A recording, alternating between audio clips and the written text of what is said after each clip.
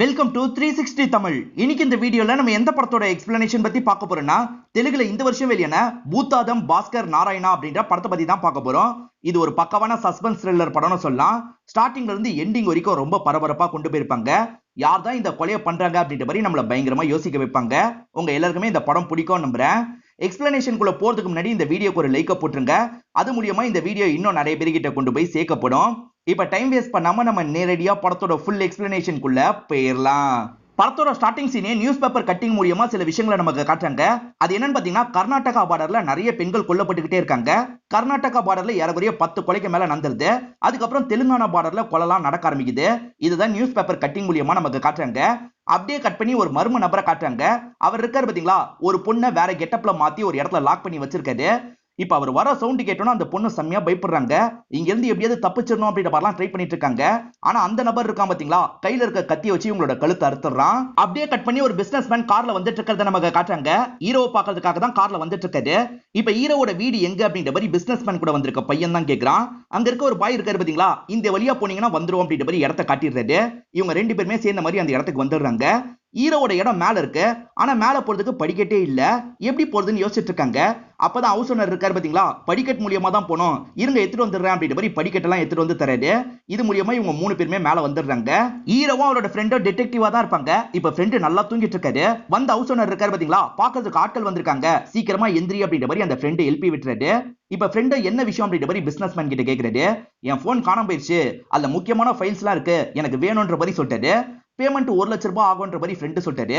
அவ்வளவுதானே அப்படின்ற மாதிரி பிசினஸ் மேன் உடனே காசை தந்துடுறாரு. ஆனா ஹவுஸ் ஓனர் இருக்கார்ல, வாடகை பாக்கியா வச்சுக்கிறேன் அப்படின்ற மாதிரி எடுத்துட்டு போயிடுறாரு.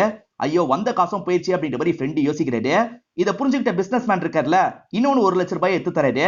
எனக்கு கேஸை மட்டும் சீக்கிரமா முடிங்க அப்படின்ற மாதிரி சொல்றாரு. ஹீரோ கிட்ட இந்த கேஸை கொண்டு வரலாம் அப்படின்ற மாதிரி பிசினஸ் மேனோட அசிஸ்டன்ட் தான் சொல்லியிருப்பாரு.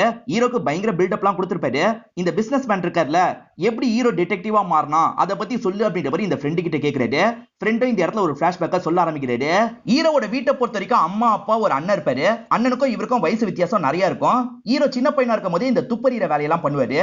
பக்கத்து வீட்டு அக்காவோட செயின் காணாம போயிடும். இவர் தான் தேடி அந்த செயினை கண்டுபிடிச்சிருப்பாரு. அந்த பக்கத்து வீட்டு அக்கா பேரு பிரியா அப்படின்றது. பிரியாக்கு ஒரு தங்கச்சி இருப்பாங்க. பிரியாவோட தங்கச்சி தான் இந்த படத்தோட ஹீரோயினா இருப்பாங்க. ஹீரோக்கு அந்த பொண்ணு ரொம்ப பிடிக்கும். அப்பப்ப சைட் அடிச்சிட்டு இருப்பாரு. அந்த பொண்ணு இருக்கா பாத்தீங்களா, எப்ப பாரு ஹீரோவை திட்டிக்கிட்டே தான் இருப்பா. ஹீரோவை சுத்தமா கண்டுக்கவே மாட்டா. ஹீரோக்கு ஒரு அண்ணன் இருக்கிறதா சொன்ன பாத்தீங்களா, அந்த அண்ணன் ஒரு பாயோட பொண்ணை லவ் பண்ணுவாரு. இந்த விஷயம் அந்த பொண்ணோட அப்பாக்கு தெரிய வந்துருது. அவர் போலீஸ் வேற, அதனால இவரை போட்டு பயங்கரமா அடிக்கிறாரு. இதுக்கப்புறம் என் பொண்ணு பக்கமே திரும்பி பார்க்க கூடாது அப்படின்ற மாதிரி சொல்லிடுறாரு. ஆனா அந்த பொண்ணுக்கு இவர் மேல பயங்கர ஃபீலிங்லாம் இருக்கு. அதனால இவங்க ரெண்டு பேருமே ஊரை விட்டே ஓடி போயிடலாம் அப்படின்ற மாதிரி யோசிச்சிருப்பாங்க. போயிடலாம்னு சொன்னனால அந்த பொண்ணு வராம இருப்பாங்க. என்ன ஏதுன்னு பாக்குறதுக்காக அண்ணன் இருக்காரு பாத்தீங்களா, அந்த வீட்டுக்குள்ள நுழையிறாரு. பார்த்தா 2 பேருமே கொல்லப்பட்டிருக்காங்க. என்னாச்சுன்ற மாதிரி இவரும் கத்தியெல்லாம் எடுத்து அவங்கள பார்த்துட்டு இருக்காரு. இவர் கத்தி எடுத்து பார்த்துட்டு இருக்கும் போது எல்லாருமே இந்த இடத்துக்கு வந்துடுறாங்க. இவர் தான் கொலை பண்ணிருக்காரு அப்படின்ற மாதிரி முடிவு பண்ணிடுறாங்க. ஏன்னா அப்பா கூட ஏற்கனவே சண்டை நடந்ததுல, அதை வச்சு முடிவு பண்ணிருப்பாங்க. ஜெயில அண்ணனை அடிச்சு விசாரணை எல்லாம் பண்ணிட்டு இருக்காங்க. ஹீரோக்கு கண்டிப்பா அண்ணன் பண்ணிருக்க மாட்டாருன்னு தோணுது. அதனால அந்த இடத்த போய் செக் பண்ணும் அப்படின்ற மாதிரி செக் பண்றாரு. ஆனா பிரோஜனமா இவருக்கு எதுவுமே கிடைக்க மாட்டேங்குது. அண்ணன் மேலேயும் போதுமான எவிடன்ஸ் இல்ல, அதனால கிளம்பிக்கலாம் அப்படின்ற மாதிரி அனுப்பி வச்சிடுறாங்க. ஆனா அவரோட காதலி இறந்து போயிட்டாங்கல்ல, இதை இவரால ஏத்துக்க முடியல. இதனால சூசைட் பண்ணி அண்ணன் இறந்து போயிடுறாரு. அண்ணன் இறந்து போனதுனால அண்ணன் தான் இந்த கொலையை பண்ணிட்டாரு அப்படின்ற மாதிரி ஊர் மக்கள் எல்லாம் பேசுறாங்க. இந்த கரையை எப்படியாவது துடைக்கணும் அப்படின்ற மாதிரி ஹீரோ யோசிக்கிறாரு. வேற ஏதாவது கிடைக்குமா அப்படின்ற மாதிரி திரும்பி தேடி பாக்குறாரு. அப்பதான் அந்த இடத்துல சிவலிங்கம் இருக்கு பாத்தீங்களா, அந்த மாதிரி ஒரு செயின் கிடைக்குது. முஸ்லீம் வீட்ல எப்படி இது வந்தது அப்படின்ற மாதிரி இவரும் பயங்கரமா யோசிக்கிறாரு. இது ஒரு பெரிய க்ளூ தான் அப்படின்ற மாதிரி போலீஸை பாக்குறதுக்காக வந்துடுறாரு. சரி இந்த மாதிரி அந்த வீட்ல சிவலிங்கம் கிடைச்சது அப்படின்ற மாதிரிலாம் சொல்லிட்டாரு. கேஸே முடிஞ்சு போயிடுச்சு, உன் அண்ணன் தான் இறந்து போயிட்டான்ல, இன்னும் எதுக்காக நீ இதெல்லாம் பண்ணிட்டு இருக்க, முதல்ல கிளம்பு அப்படின்ற மாதிரி சொல்லிட்டாரு. என்னடா அண்ணனுக்கு நியாயத்தை வாங்கி தர முடியல அப்படின்ற மாதிரி இவர் யோசிக்கிறாரு. ஆனா இதுக்கப்புறம் யாருக்கும் இந்த நிலைமை வரக்கூடாதுன்னு டிடெக்டிவா மாறி இருப்பாரு. இதான் சார் அவனோட கதை அப்படின்ற மாதிரி ஃப்ரெண்டு சொல்றாரு. இவ்வளவு நேரம் ஹீரோ ரெடி தான் ஆயிட்டு இருப்பாரு. இப்பதான் இந்த இடத்துக்கு வராரு. இங்கதான் படத்தோட டைட்டில போடுறாங்க. இப்ப ஹீரோவும் என்ன விஷயம் டீடைலா சொல்லுங்க அப்படின்ற மாதிரி கேக்குறாரு. நான் ஒரு ஹோட்டலுக்கு ஸ்டே பண்றதுக்காக போனேன். அப்பதான் என்னோட போன் மிஸ் ஆயிருச்சு. யாரோ திருடி இருக்க கூட வாய்ப்பு இருக்குன்னு நினைக்கிறேன். நீங்க தான் கண்டுபிடிச்சு தரணும் அப்படின்ற மாதிரிலாம் சொல்லிட்டாரு. இவர் சொல்ற ஹோட்டலை பொறுத்த வரைக்கும் விஐபி மட்டும் போற ஹோட்டலா இருக்கும். அதனால சிசிடிவி எல்லாம் கட் பண்ணி தான் வச்சிருப்பாங்க. அப்ப வேற எப்படி கண்டுபிடிக்கிறதுன்னு யோசிக்கிறாரு. சரி உங்களோட பாக்கெட் அமைப்பு எப்படி இருக்கும் அப்படின்ற மாதிரி கேக்குறாரு. இந்த பிசினஸ் மேன் இருக்காரு பாத்தீங்களா, பாக்கெட் அமைப்பை பத்தி எல்லாம் சொல்லிடுறாரு. ஓகே சார், நாளைக்கு காலையில வாங்க, நான் வேலையை முடிச்சிருவேன்னு சொல்லிட்டாரு. இது நாளை காலையிலேயே முடிச்சிருவானா அப்படின்ற மாதிரி யோசிச்சுக்கிட்டே இவரும் கிளம்புறாரு. நாளைக்குள்ள எப்படா கண்டுபிடிப்ப அப்படின்ற மாதிரி ஃப்ரெண்டு கேக்குறாரு. இப்ப ஹீரோவும் ஃப்ரெண்டு கிட்ட சில விஷயங்களை சொல்ல ஆரம்பிக்கிறாரு. இந்த பிசினஸ் மேனை பொறுத்த வரைக்கும் கண்டிப்பா அந்த ஹோட்டலுக்கு ஒரு பொண்ணு கூட தான் போயிருக்க வாய்ப்பு இருக்குன்னு சொல்லிட்டு அதை விஷுவலா நமக்கு காட்டுறாங்க. அவர் போகும்போது பாக்கெட்ல இருந்து கர்ச்சிஃப் எடுக்கிறாரு. அப்ப தெரியாதனமா போன் கீழே விழுந்துருது. அங்க இருக்க குப்பை தொட்டியில தான் விழுந்திருக்க வாய்ப்பு இருக்குன்னு சொல்லிட்டாரு. அந்த வழியா வாட்ச்மேன் வந்திருக்க வாய்ப்பு இருக்கு. இவங்க ரூம்ல என்ன பண்றாங்கன்னு எட்டி பார்த்திருப்பான். அப்படி பார்க்கும்போது இந்த போன் இருக்கிறத பார்த்திருப்பான். போனை அவன் எடுத்திருப்பான் அப்படின்ற மாதிரிலாம் சொல்லிட்டு இருக்காரு. அது எப்படி வாட்ச்மேன் தான் போனை எடுத்தா நீ சொல்ல முடியும் அப்படின்ற மாதிரி ஃப்ரெண்டு கேக்குறாரு. அதுக்கும் ஒரு விஷயம் இருக்கு அப்படின்ற மாதிரி ஹீரோ சொல்ல ஆரம்பிக்கிறாரு. ஹீரோ காலையில வந்தாரு பாத்தீங்களா, அந்த வாட்ச்மேன் ஒரு போன் கடையில எதையோ குத்து காசு வாங்குவான். சோ அவன் போனை குத்துறதுக்கு தான் வாய்ப்பு இருக்குன்னு சொல்றாரு. போன் எடுத்தது வாட்ச்மேன் தெரிஞ்சிருச்சுல, அப்புறம் எதுக்காக இந்த கதையெல்லாம் சொன்ன அப்படின்ற மாதிரி ஃப்ரெண்டு கேக்குறாரு. இல்ல போன் எப்படி அவங்கிட்ட போச்சுன்றதை நீ தெரிஞ்சுக்கணும்ல, அதனால தான் சொன்னேன் அப்படின்ற மாதிரி இவரும் சொல்லிட்டாரு. இப்ப ரெண்டு பேருமே சேர்ந்த மாதிரி அந்த போன் கடைக்கு வந்துடுறாங்க. உண்மையிலேயே போன் அங்கதான் இருக்கு. இப்ப கொஞ்சம் காசு கொடுத்து அவர்கிட்ட இருந்து போன் எல்லாம் வாங்கிடுறாங்க. அப்படி என்னதான் போன்ல வச்சிருக்கான் அப்படின்ற மாதிரி இவங்களும் வீடியோ எல்லாம் பாக்குறாங்க. அவர் நிறைய பொண்ணுங்க கூட ஒன்னா இருந்திருப்பாரு, அதுதான் வீடியோ எடுத்து வச்சிருக்காரு. இப்ப அவர்கிட்டயே திரும்பி போனை தந்துடுறாங்க. அவரை இவங்க வேலையில செம்மையா இம்ப்ரெஸ் ஆகி நிறைய காசெல்லாம் இவங்களுக்கு தந்துட்டு போறாரு. இவங்களை பொறுத்த வரைக்கும் ஊருக்குள்ள இந்த மாதிரி சின்ன சின்ன கேஸ் எல்லாம் சால்வ் பண்ணிட்டு இருக்காங்க. அது மூலியமா தான் ஹீரோக்கு காசு எல்லாம் கிடைக்குது. அதே மாதிரி ஹீரோ இன்னும் ஹீரோயினை லவ் பண்ணிட்டு இருக்காரு. ஹீரோயின் மீடியா ஃபீல்ட்ல வேலை பாக்குறாங்க. ஆனா பெருசா ஹீரோவை சட்டை கூட பண்ண மாட்டாங்க. ஹீரோயினுக்கு பிரியான்னு ஒரு அக்கா இருக்கிறதா சொன்ன பாத்தீங்களா, அந்த அக்கா ஹீரோ கிட்ட ஜாலியா பேசுவாங்க. இவர் தான் என்னோட பாய் ஃப்ரெண்ட் அப்படின்ற மாதிரி ரவின்னு ஒருத்தர் அறிமுகப்படுத்தி வைக்கிறாங்க. இவரும் நார்மலா ரவி கிட்ட எல்லாம் பேசிட்டு இருக்காரு. இப்பதான் இவங்க காட்டு பகுதியில ஒரு பாடி கிடைச்சிருக்கிறதா தகவல் வருது. இப்ப எல்லாருமே இந்த ஸ்பாட்டுக்கு வந்துடுறாங்க. குறிப்பா இன்ஸ்பெக்டர் வந்து விசாரணை எல்லாம் பண்ணிட்டு இருக்காரு. இந்த இன்ஸ்பெக்டருக்கு இவங்க ரெண்டு பேருமே ஃப்ரெண்டா தான் இருப்பாங்க. அதனால இன்ஸ்பெக்டர் மூலியமா இவங்களும் இந்த இடத்துல எல்லாம் செக் பண்றாங்க. இதே மாதிரி இது வரைக்கும் நிறைய கொலைகள் நடந்துருச்சு. ஆனா சின்ன க்ளூ கூட இவங்களுக்கு கிடைக்கல. காரணம் கிடைக்கிற பாடியோட தலை இருக்காது. அதே சமயம் கை இருக்கு பாத்தீங்களா, அதை நெருப்பால கரிக்கிடுவான். அது மூலியமா கை ரேகையும் எடுக்க முடியாது. இந்த மாதிரி பக்கவா பிளான் போட்டு பண்ணிட்டு இருக்கான் அப்படின்ற மாதிரிலாம் பேசிக்கிறாங்க. இப்பதான் ஹீரோயின் இந்த இடத்துக்கு வராங்க. இந்த இன்ஸ்பெக்டர் அவங்களுக்கும் ஃப்ரெண்டு தான். இது வரைக்கும் 15 கொலைகளுக்கு மேல நடந்துருச்சு. இன்னும் குற்றவாளியை உன்னால கண்டுபிடிக்க முடியல. கர்நாடகால 12 கொலை நடந்தது, இங்க 3 கொலை நடந்திருக்கு. இன்னும் என்ன பண்ணிட்டு இருக்கேன்னு கேக்குறாங்க. க்ளூ கிடைச்சாதானே ஏதாவது பண்ண முடியும். இன்னும் க்ளூ கிடைக்கலன்னு சொல்லிட்டாரு. இவங்க இந்த கேஸ கடைசி 3 வருஷமா விசாரிச்சிட்டு இருக்காங்க. இந்த வாட்டி ஒரு விஷயம் மட்டும் உங்களுக்கு கிடைச்சிருக்கு. இந்த வாட்டி கிடைச்ச பொண்ணுக்கு 6 விரல் இருக்கு அப்படின்ற மாதிரிலாம் இந்த இன்ஸ்பெக்டர் சொல்றாரு. இந்த கேஸ்ல பெருசா எந்த ஒரு க்ளூவும் கிடைக்கல. அதனால ஹீரோயின் கொஞ்சம் அப்செட்டா உட்கார்ந்து இருக்காங்க. ஆனா ஹீரோ இருக்காரு பாத்தீங்களா, நார்மலா வந்து பிரியாவோட அம்மா கிட்ட பேசிட்டு இருக்காரு. அப்படி பேசும்போது உங்க பொண்ணு லவ் பண்றா அப்படின்ற மாதிரி இன்டைரக்டா சொல்லிட்டாரு. பிரியா இருக்காங்கல்ல, அமைதியாரா அப்படின்ற மாதிரிலாம் சொல்றாங்க. அதுக்கப்புறம் டாபிக்க மாத்திட்டாரு. ஒரு பெரிய ஆக்டரோட புது படம் வந்திருக்கு, அது பார்க்க போலாமா அப்படின்ற மாதிரி கேட்டுட்டு இருக்காரு. பிரியா இருக்காங்கல்ல, போலான்ற மாதிரிலாம் சொல்லிட்டு இருக்காங்க. ஒன்னை யார் கேட்டா அப்படின்ற மாதிரி இவரும் சொல்லிட்டாரு. ஏன்னா பக்கத்துல இருக்க ஹீரோயின் தான் இவர் கேட்டுட்டு இருக்காரு. ஹீரோயினுக்கும் இது புரியுது. நான் டென்ஷனா இருக்கேன், முதல்ல இங்க இருந்து கிளம்பு அப்படின்ற மாதிரி திட்டுறாங்க. சரி சரி கிளம்புறேன் அப்படின்ற மாதிரி இவரும் கிளம்பிடுறாரு. இந்த கேஸை சால்வ் பண்ணாததுனால இன்ஸ்பெக்டருக்கு பிரஷர்லாம் இருக்கும். அதனால ஹீரோவை கூப்பிட்டு ஐடியா எல்லாம் கேட்டுட்டு இருக்காரு. இவங்க 3 பேருமே சேர்ந்த மாதிரி இந்த கேஸை பத்தி டிஸ்கஸ் பண்ணிட்டு இருக்காங்க. அப்பதான் கூர்கா மாதிரி ஒரு நபர் இந்த இடத்துக்கு வந்து பிரச்சனை எல்லாம் பண்ணிட்டு இருக்காரு. என்ன பிரச்சனை அப்படின்ற மாதிரி ஹீரோவா கேக்குறாரு. நான் ஸ்டேஷன்ல ஜாயின் பண்றதுக்கு முன்னாடி ஆரம்பிச்ச பிரச்சனை. 3 வருஷத்துக்கு முன்னாடி இவனோட ஒய்ஃப் காணாம போயிட்டதை இவன் கம்ப்ளைண்ட் பண்ணிருக்கான். ஒய்ஃபை பொறுத்த வரைக்கும் டிரான்ஸ்ஜெண்டர் அப்படின்ற மாதிரிலாம் இவர் சொல்லிட்டு இருக்காரு. இப்போ வரைக்கும் கண்டுபிடிக்க முடியல அப்படின்ற மாதிரிலாம் சொல்லிட்டாரு. இப்போ அவனை எல்லாருமே சேர்ந்து கண்ட்ரோல் பண்ணி இங்க இருந்து அனுப்பி விட்டுறாங்க. இந்த விஷயத்தெல்லாம் ஹீரோவும் நார்மலா கேட்டு வச்சுக்கிறாரு. இப்ப கர்நாடகா பார்டர்ல நாடகம்லாம் நடந்துட்டு இருக்கு. அப்பதான் இன்ஸ்பெக்டரோட ஆட்கள் இன்ஸ்பெக்டர் கிட்ட ஒரு தகவல் சொல்றதுக்காக வராங்க. சார் திரும்பி பாடி கிடைச்சிருக்கு அப்படின்ற மாதிரி சொல்லிட்டாங்க. திரும்ப பாடி கிடைச்சிருக்கா அப்படின்ற மாதிரி இவரும் ஷாக் ஆகுறாரு. ஏன்னா ஒரு 3 கொலை மட்டும் தெலுங்கானா பார்டர்ல நடந்ததுல, அதனால முடிஞ்சிருச்சுன்னு நினைச்சிருப்பாரு. இப்ப திரும்பி ஆரம்பிச்சிருச்சு அப்படின்ற மாதிரிலாம் யோசிச்சுக்கிட்டே தான் ஸ்பாட்டுக்கு வராரு. கையை அதே மாதிரி கருக்கிருக்கான். சோ தொடர்ச்சியா பண்றவன் தான் இதையும் பண்ணிருக்கான் அப்படின்றத இவர் புரிஞ்சுக்கிறாரு. அதே மாதிரி அங்க இருக்க இன்ஸ்பெக்டர் இருக்காரு பாத்தீங்களா, இவர்கிட்ட பேசுறதுக்காக இந்த இடத்துக்கு வந்துடுறாரு. அதே சமயம் ஹீரோனும் பேசுறதுக்காக வந்துடுறாங்க. வந்த இன்ஸ்பெக்டர் இவன் தான் என்னோட ஃப்ரெண்டு அப்படின்ற மாதிரி ஹீரோவெல்லாம் அறிமுகப்படுத்தி வைக்கிறாரு. இவங்க எல்லாருமே பேசிட்டு இருக்கும் போதுதான் ஹீரோவும் அந்த பாடியை பாக்குறாரு. பாடியோட கால் பாதத்தை பாக்குறாரு. ஒரு விஷயத்தை யோசிச்சு பாக்குறாரு. ஆக்சுவலா சின்ன வயசுல பிரியாவோட கால்ல அடிபட்டிருக்கும். அந்த காயத்துல ஏற்பட்ட தழும்பு மாதிரியே இவருக்கு தெரியுது. இத உடனே ஹீரோயின் கிட்ட சொன்னா ஃபீல் பண்ணுவாங்கல்ல, அதனால டிஎன்ஏ டெஸ்ட் பண்ணும் அப்படின்ற மாதிரி இந்த இன்ஸ்பெக்டர் கிட்ட மட்டும் சொல்லியிருப்பாரு. இன்ஸ்பெக்டரும் டிஎன்ஏ டெஸ்ட் பண்ணி பாக்குறாரு. அந்த டெஸ்டோட ரிசல்ட்டா அக்காதான்றது கன்ஃபார்ம் ஆயிருது. இதெல்லாம் தெரிஞ்சதும் அவங்களும் பயங்கரமா ஃபீல் பண்றாங்க. ஹீரோவுமே அந்த பிரியா கூட ஜாலியா எல்லாம் விளையாடி இருப்பார்ல, இப்ப அந்த விஷயத்தெல்லாம் யோசிச்சு பார்த்து பயங்கரமா ஃபீல் பண்ணிட்டு இருக்காரு. பிரியாவை பொறுத்த வரைக்கும் ஒரு காலேஜ்ல ப்ரொஃபசர் மாதிரி வேலை பார்த்துட்டு இருப்பாங்க. சரி அந்த பாய் ஃப்ரெண்ட் கிட்ட விசாரிக்கலாம் அப்படின்ற மாதிரி ஸ்டேஷன்ல கூப்பிட்டு இவங்க விசாரிக்க ஆரம்பிக்கிறாங்க. ரவி என்ன சொல்றாருன்னா, நாங்க 2 பேருமே இந்த இடத்துக்கு போனோம். அதுக்கப்புறம் அவ கிளம்பிக்கிறதா சொன்னா, நான் பஸ் ஸ்டாப்ல விட்டு கிளம்புனேன் அப்படின்ற மாதிரி சொல்லிட்டாரு. இந்த பாய் ஃப்ரெண்ட் ரவி கிட்ட பேசி பிரோஜனமா இவங்களால எந்த விஷயத்தையும் தெரிஞ்சுக்க முடியல. இப்ப பிரியாவோட அம்மா இருக்காங்க பாத்தீங்களா, சாப்பிடாம ஃபீல் பண்ணிட்டு இருக்காங்க. சாப்பிடாமயே இருந்தா என்னமா ஆகுறது, சாப்பிடுங்க அப்படின்ற மாதிரிலாம் இவர் சொல்லிட்டு இருக்காரு.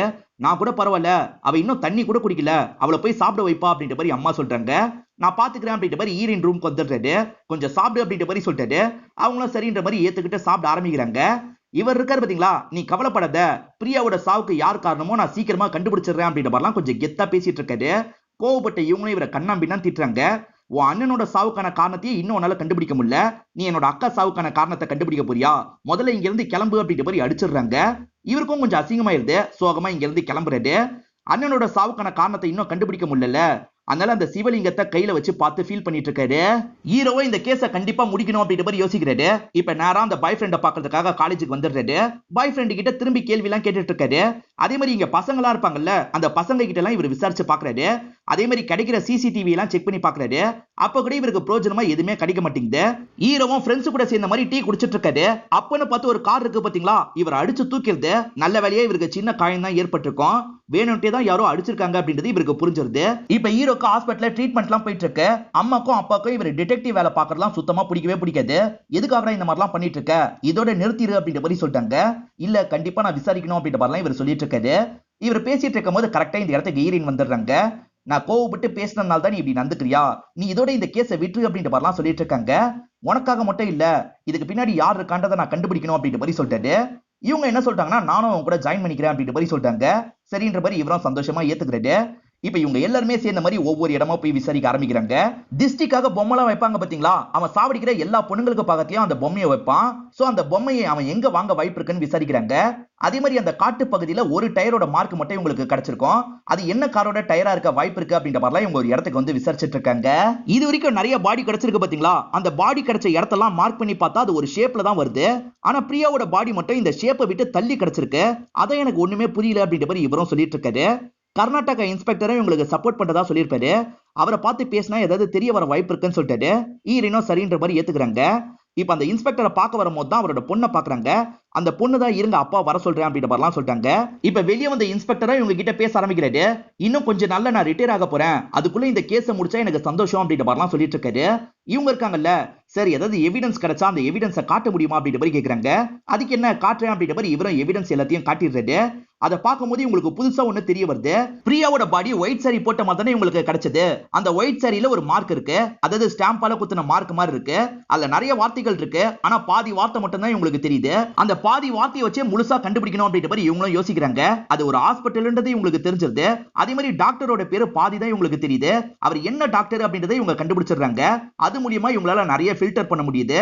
கடைசியில இவங்களுக்கு யோகேஷ் அப்படின்ற ஒரு டாக்டர் மேல தான் டவுட் வருது. இப்ப அந்த டாக்டர் கிட்ட பேசலாம் அப்படின்ற மாதிரி அந்த இடத்துக்கு வந்து பேசுறாங்க. ரவி அவரோட காலேஜ்ல வேலை எல்லாம் பார்த்துட்டு இருக்காரு. அப்ப பியூன் இருக்காருல்ல, உங்களை பாக்குறதுக்கு இன்ஸ்பெக்டர் வந்திருக்காரு அப்படின்ற மாதிரி சொல்லிட்டாரு. இன்ஸ்பெக்டரை பாக்குறதுக்காக ரவியும் வெளியே வந்துட்டாரு. இப்ப இன்ஸ்பெக்டர் இருக்காருல்ல, எதுக்காக இந்த கொலையை பண்ணீங்க அப்படின்ற மாதிரி கேக்குறாரு. ரவி திருட்டு மொழி முடிச்சிட்டு இருக்காரு. இவரும் ரவியை போட்டு அடிக்கிறாரு. அதே சமயம் இவங்க இருக்காங்கல்ல, டாக்டரை போட்டு அடிக்கிறாங்க. இப்ப ரவியும் டாக்டரும் சேர்ந்த மாதிரி ஒரு உண்மையை சொல்றாங்க. ரவியும் பிரியாவும் தப்பு பண்ணிடுவாங்க. அதனால பிரியா இப்ப பிரெக்னண்டா இருக்காங்க. இது மட்டும் அம்மாக்கு தெரிஞ்சதுன்னா அவள் தான் அப்படின்ற மாதிரி சொல்லிட்டாங்க. அதை கலைச்சிருவோம் அப்படின்ற மாதிரி இவரும் சொல்லிட்டாரு. அதனால யோகேஷ்ன்ற டாக்டரை பாக்குறதுக்காக வந்துருவாங்க. பிரச்சனை வராதுல அப்படின்ற மாதிரி கேக்குறாரு. அதெல்லாம் ஒரு பிரச்சனையும் வராது அப்படின்ற மாதிரி அந்த டாக்டர் சொல்லிட்டாரு. சரி நான் வெளியே வெயிட் பண்றேன் அப்படின்ற மாதிரி இவரும் வெளியே போறாரு. புது பெட்ஷீட் தான் போட்டிருக்கேன் படுன்ற மாதிரி அந்த டாக்டர் சொல்லிட்டாரு. இவங்களும் அந்த பெட்ஷீட்ல படுக்கிறாங்க. அப்பதான் அங்க இருக்க அச்சு இருக்கு பாத்தீங்களா, இவங்களோட கையில ஒட்டிருது. இந்த அச்சு தான் அந்த ஒயிட் சாரிலையும் ஒட்டி இருக்கும். இந்த டாக்டர் குழந்தைய கலைக்கிறதுக்காக தானே ட்ரை பண்ணாரு. ஆனா அந்த ஆபரேஷன்ல அவங்கள சாவடிச்சிருப்பாரு. அதுக்கப்புறம் இவங்க ரெண்டு பேருக்கு என்ன பண்றதுன்னு தெரியாது. தொடர்ச்சியா இந்த மாதிரி கொலைகள் நடக்குதுல்ல, அந்த கொலையோட இந்த கொலை அந்த மாதிரி நம்ம செட் பண்ணி வச்சிடலாம் அப்படின்ற மாதிரி முடிவு பண்ணிருப்பாங்க. அது பிரியாவோட பாடினே கண்டுபிடிக்க மாட்டாங்க அப்படின்ற மாதிரிலாம் இவங்க யோசிச்சிருப்பாங்க. இப்ப ஹீரோ இருக்கார்ல, தலை எங்கன்ற மாதிரி கேக்குறாரு.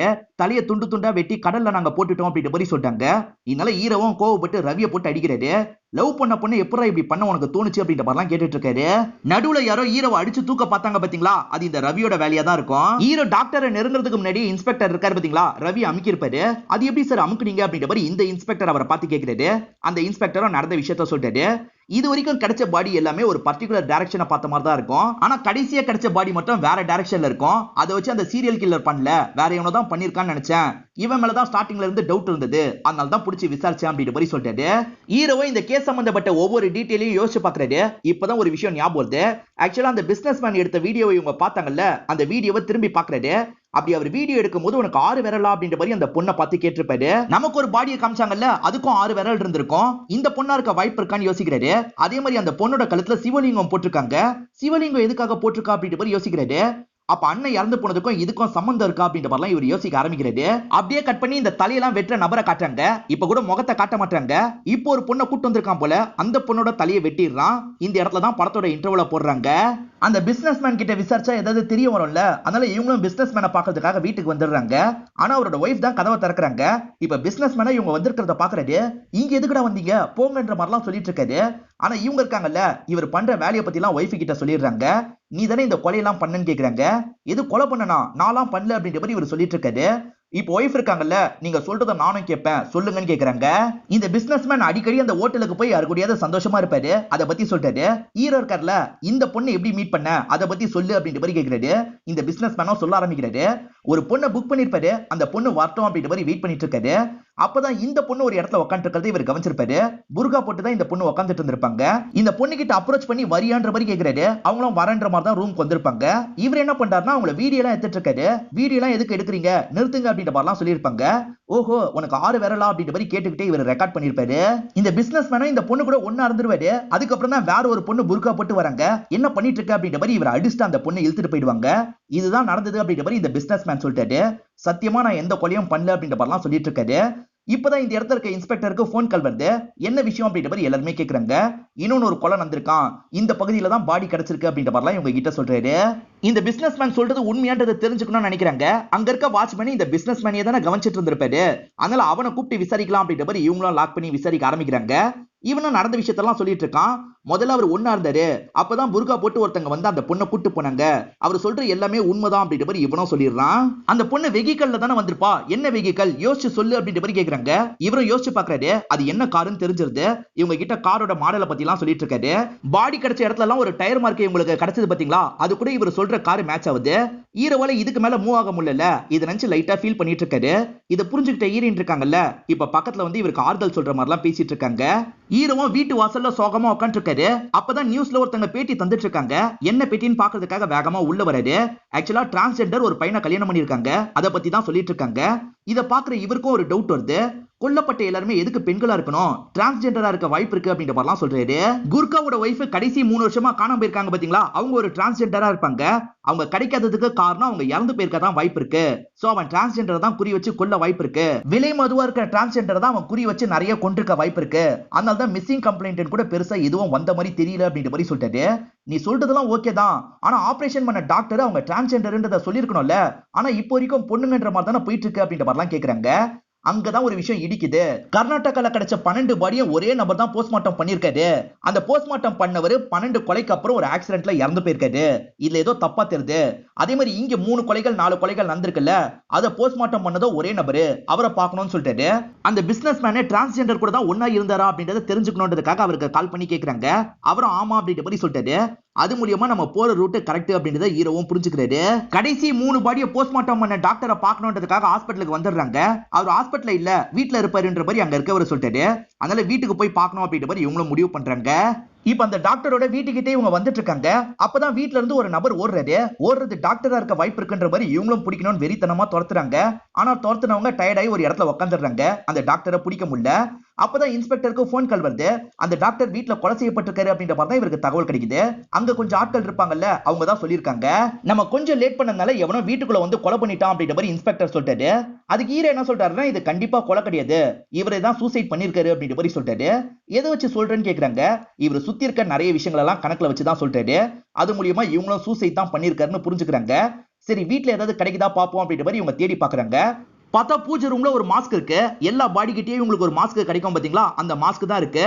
சோ கன்ஃபார்மா இவர் சம்பந்தப்பட்டிருக்காரு அப்படின்றத இவங்களும் முடிவு பண்ணிடுறாங்க. ஈரின் இருக்காங்கல்ல, இந்த மாஸ்க பத்தி நான் ஸ்டடி பண்ணேன் அப்படின்ற மாதிரி இவங்க கிட்ட ஒரு கதையை சொல்றாங்க. தேவர்களுக்கும் அரக்கர்களுக்கும் சண்டை போய்கிட்டே இருக்கும். அந்த சண்டையில ஒரு முடிவே எட்டாம இருக்கும். அதனால தேவர்கள் இருக்காங்கல்ல, விஷ்ணு கிட்ட உதவி கேக்குறாங்க.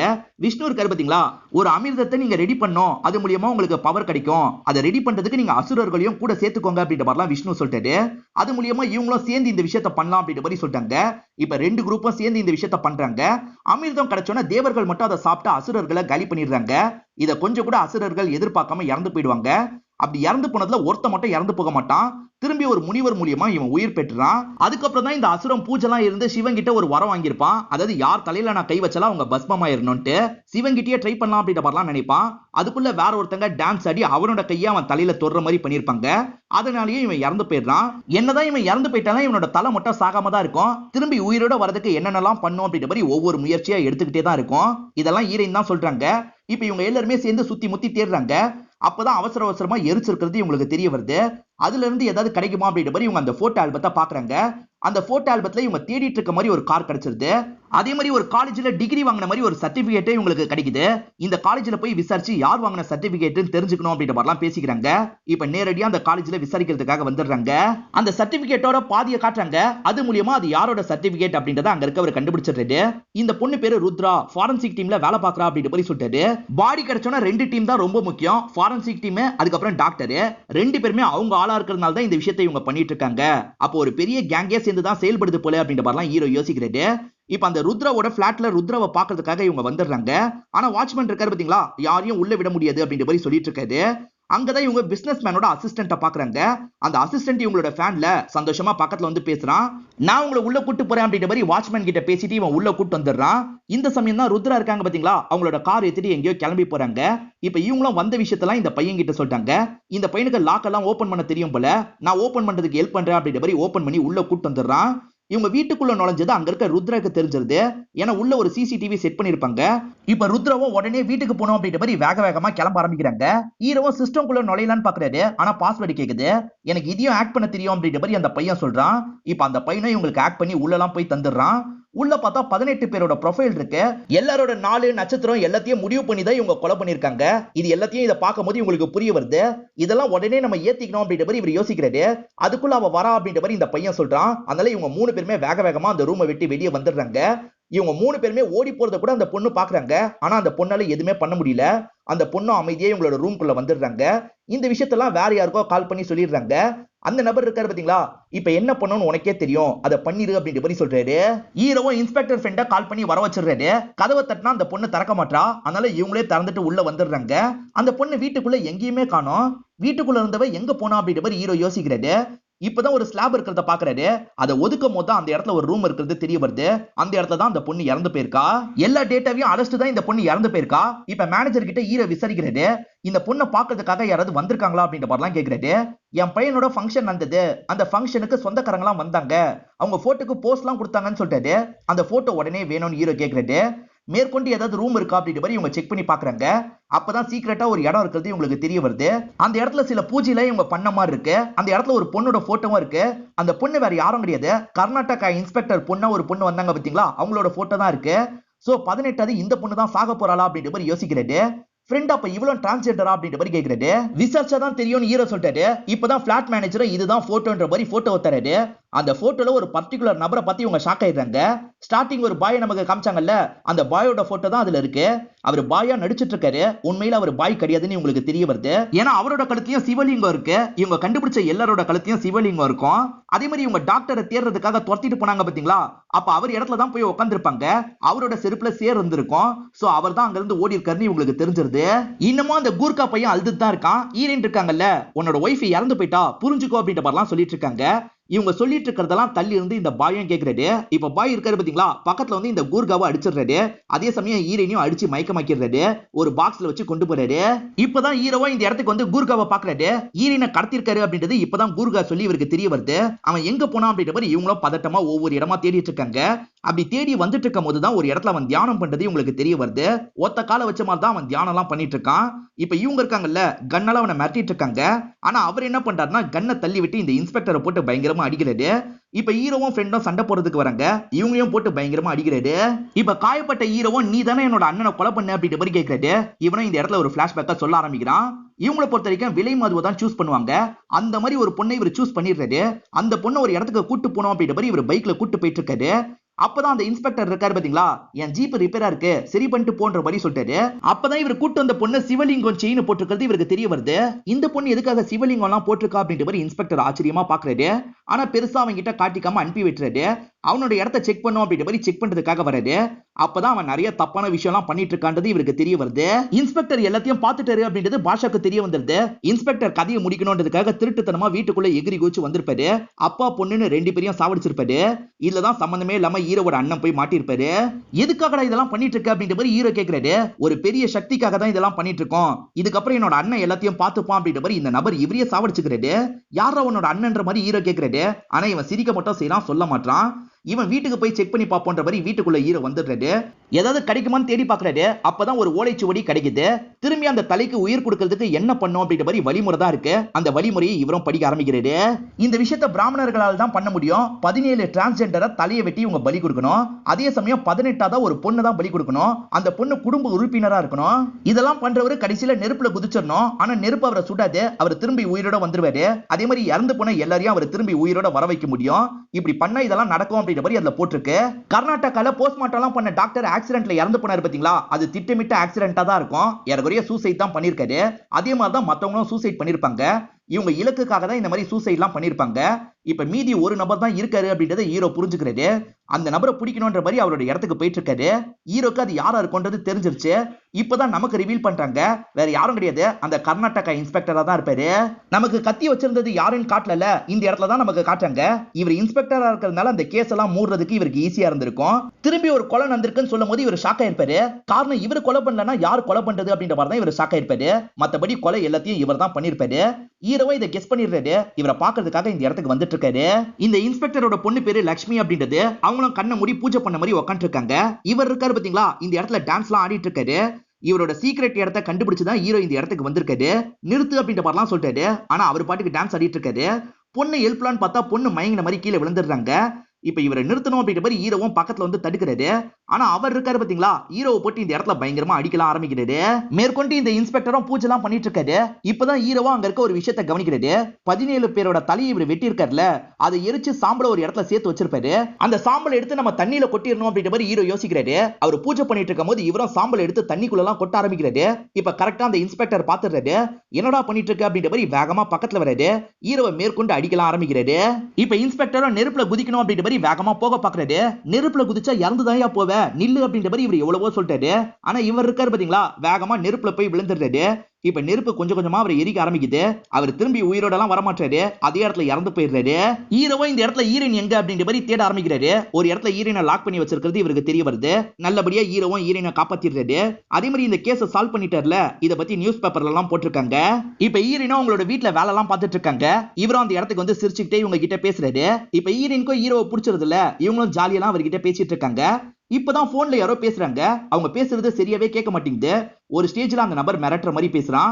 இது இன்னும் முடியல, கண்டிப்பா தொடரும் அப்படின்ற மாதிரிலாம் சொல்லிட்டு இருக்கான். பேசுறது யாருன்றத நமக்கு காட்டுறாங்க. போட்டோல காமிச்ச எல்லாருமே இந்த வேலைக்காக அவங்களோட உயிரை தியாகம் பண்ணிருப்பாங்க. ஆனா போட்டோல சின்ன பையனா ஒரு பையன் இருப்பான். அவன் இப்ப வளர்ந்திருப்பான். அவன் தான் கால் பண்ணி பேசியிருக்கான் அப்படின்ற மாதிரி காமிச்சு நமக்கு படத்தை முடிச்சிடுறாங்க. இந்த படம் உங்க எல்லாருக்குமே பிடிச்சிருக்கும் நம்புறேன். இந்த வீடியோ உங்களுக்கு பிடிச்சிருந்ததுன்னா லைக் பண்ணுங்க, கமெண்ட் பண்ணுங்க, மறக்காம 360 தமிழ் சேனலை சப்ஸ்கிரைப் பண்ணுங்க. தொடர்ச்சியா இந்த மாதிரி வீடியோக்கள் வந்துகிட்டே தான் இருக்கும்.